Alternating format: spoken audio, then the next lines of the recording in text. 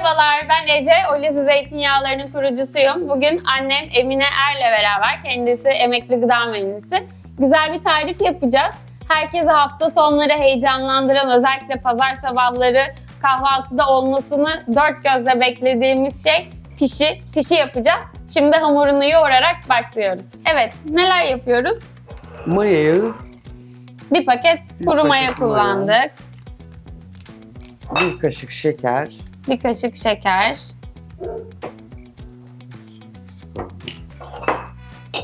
artı bir kaşık tuz. Bir kaşık tuz. Mayamızı ıslatıyoruz.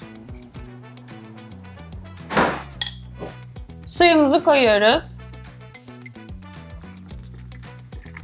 Tamam, yeterli. Mayayı iyice karıştırarak köpürmesini, erimesi için bırakıyorum. Bu sırada unumuzu elemeye başlıyorum. Unu eliyoruz. Unu elediğimizde daha iyi kabaracak hamurumuz pişi olduğunda. Ayrıca tortulu unlar da eleğin üstünde kalacağı için daha kaliteli, daha iyi bir un elde etmiş oluyoruz. Yaklaşık yarım kilo unu eledik. Şimdi unun ortasını açıyoruz. Evet. Hazırladığımız karışımı döküyoruz. Biraz az koyalım. Biraz da suyu göz kararı yapıyoruz. İçinde kalan mayayı da suya dahil edebilmek için koyduk. Şimdi bunu karıştırıcıya alalım.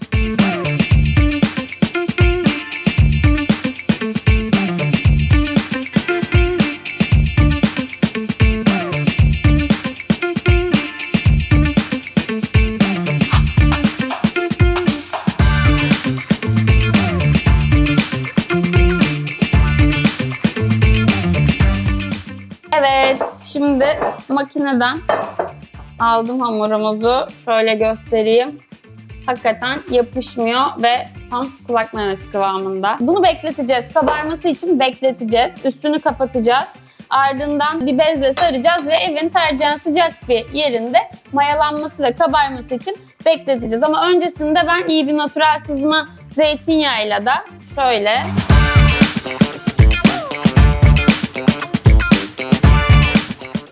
hamurumuzu birazcık böyle bekletmek istiyorum. Şöyle etrafını sarsa. Bunun için de kabarana kadar bekleteceğiz. Hamurumuz olmuş mu? Oo, süper olmuş. Süper olmuş, mis gibi de kokmuş. Şimdi bundan güzel. küçük bezeler yapacağız. Tamam. Onları da bir süre bekleteceğiz. İstersen bütün ben yapayım. Tamam. Hamurun güzelliğini gayet Çok güzel. bir hamur oldu. Şimdi bundan ben bir yiyeceğimiz kadar ölçülerde bezeler bir- yapıyoruz. bunları da bekleteceğiz biraz. Bezeleri de biraz bekleteceğiz ki Daha güzel tekrar mayalansın, kabarsın, daha güzel. Evet. Ceviz büyüklüğünde yapıyorum. Zaten yağlı olduğu için tepsiye yapışma olasılığı yok.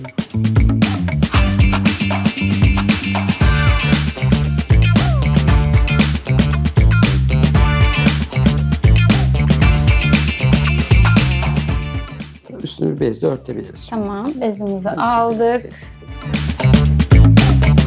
Beklemeye alıyoruz. Pişi hamurumuz kabarırken yanına nefis bir peynir tabağı hazırlıyorum. İster kahvaltılık, ister çay yanına atıştırmalık, isterseniz de başlangıç tabağı olarak düşünebilirsiniz. Önce Kars kaşarını üçgen dilimliyorum. Yanına İzmir tulumu ekliyorum. Peynirin bal ile uyumu gerçekten efsane. Peynirler balla birleştiğinde damağınızda tam anlamıyla bir şenlik yaratıyor. Mesela Kars kaşarının güçlü, sert aromasıyla eşleşen meyvemsi bir bal inanılmaz bir kontrast oluşturuyor. O yüzden güçlü bir bal seçtim. Cennet ağacı balı. Papaya gibi meyvemsi bir tadı var ve Kars kaşarıyla harika bir uyum yakalıyor. Üstelik kristalize ve homojen kıvamıyla tam sürmelik. Peynir tabağının olmazsa olmazı zeytin. Biraz domat ve tekir zeytin ekliyorum. Zeytinin tuzlu ve hafif ekşimsi aroması peynirin karakterini daha da ön plana çıkarıyor. Son olarak da Kayseri pastırmasını ekliyorum. Tabağımızda tatlı, tuzlu, ekşi ve baharatımsı lezzetler bir araya geldi. Şimdi bunları sade bir lezzet olan pişiyle buluşturacağız. Bildiğiniz gibi aslında doğru bilinen yanlışlardan bir tanesi zeytinyağında kızartma yapılmaz. Halbuki bu yanlış çünkü zeytinyağının yanma noktası 210 santigrat derece.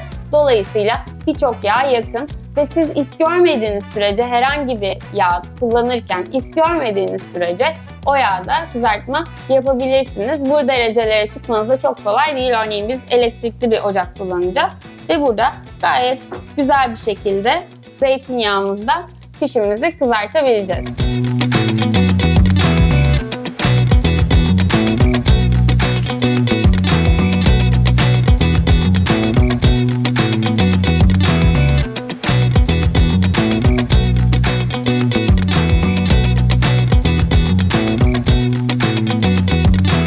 Altını en yükseğe açıyorum. Şimdi bezelerimizi hazırlayabiliriz, pişi haline getirebiliriz. Bakalım nasıl olmuş.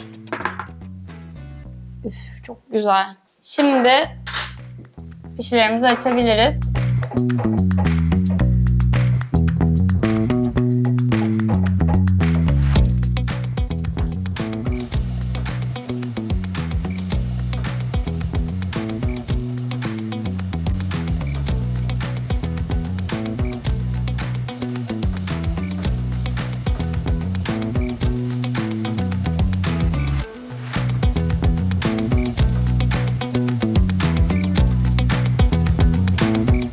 Pişilerimizi pişirdik. Şimdi tabağa diziyoruz ve tadına bakacağız.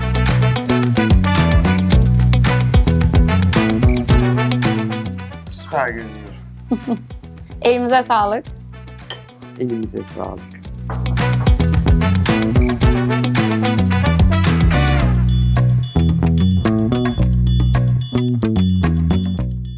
Şimdi tadına bakalım. Pufidik pufidik. Harika.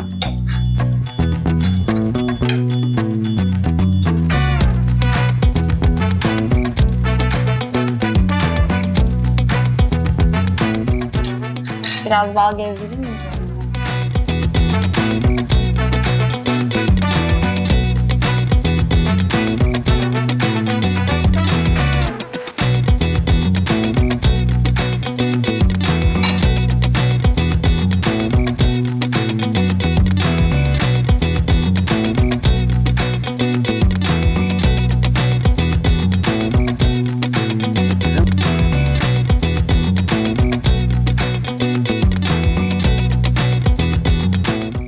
Olizli Klasik'le pişimizi kızarttık, afiyetle yedik. Deneyen herkese afiyet olsun.